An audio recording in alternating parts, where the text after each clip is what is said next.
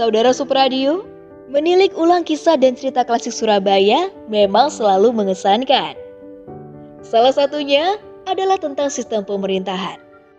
Jika kini kita mengenal Surabaya dipimpin oleh wali kota, dulunya Surabaya pernah berbentuk kabupaten yang dipimpin oleh bupati. Jika mundur ke belakang, Surabaya juga pernah berbentuk kadipaten yang dipimpin oleh adipati dan memiliki keraton tersendiri dengan sistem pemerintahannya.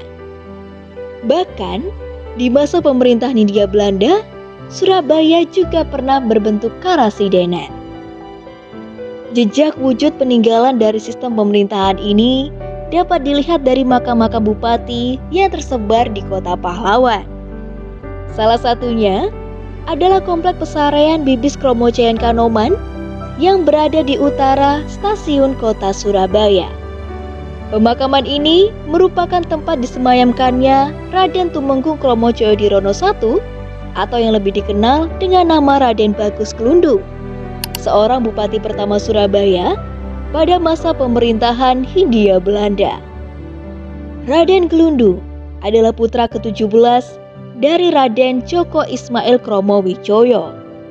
Dalam karirnya, Raden Glundung memperoleh predikat nama Tumenggung Repni, yang juga mendapat gelar Kanjeng Adipati Kromocayodirono I setelah diangkat menjadi seorang bupati.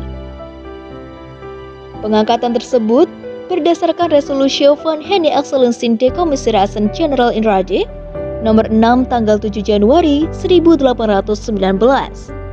Raden Glundung menjabat sebagai Bupati Surabaya pada tahun 1811 hingga 1825. Kemudian, mendapat sebutan nama Kanjeng Government atau Kanjeng Permen sebagai bupati pertama pada pemerintahan Hindia Belanda. Pemerintahan ini kemudian berkembang menjadi Het Government van Nederlands-Indië. Di dalam kompleks persarian ini, makam Raden Glundung berada di sebelah makam istri dan anaknya.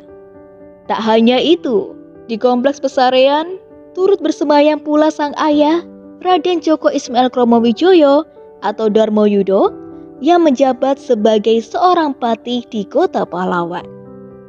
Menyusuri pesarian ini, juga akan mendapati makam Pangeran Pamegatsari II, yang merupakan seorang adipati di Kabupaten Pati, Jawa Tengah, yang pernah diasingkan ke Belanda pada masa pemerintahan Daendels. Selain makam pejabat Surabaya, di Kompleks Pesarian Kromocayan Kanoman 1826 juga bersemayam para kiai dan warga sekitar. Hingga pada tahun 1940, kompleks pemakaman ini ditutup untuk umum.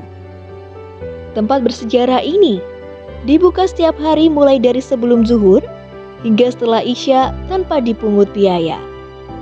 Kompleks Pesarian Kromocayan Kanoman menjadi salah satu wujud peninggalan untuk menyingkap sejarah klasik di kota Surabaya. Dari bukti fisik itulah, jejak sistem pemerintahan lama Surabaya bisa ditelusuri dan dikenali. Peninggalan sejarah tersebut tentu merekam jejak perkembangan pemerintahan Surabaya dari era klasik hingga menjadi kota terbesar kedua di Indonesia.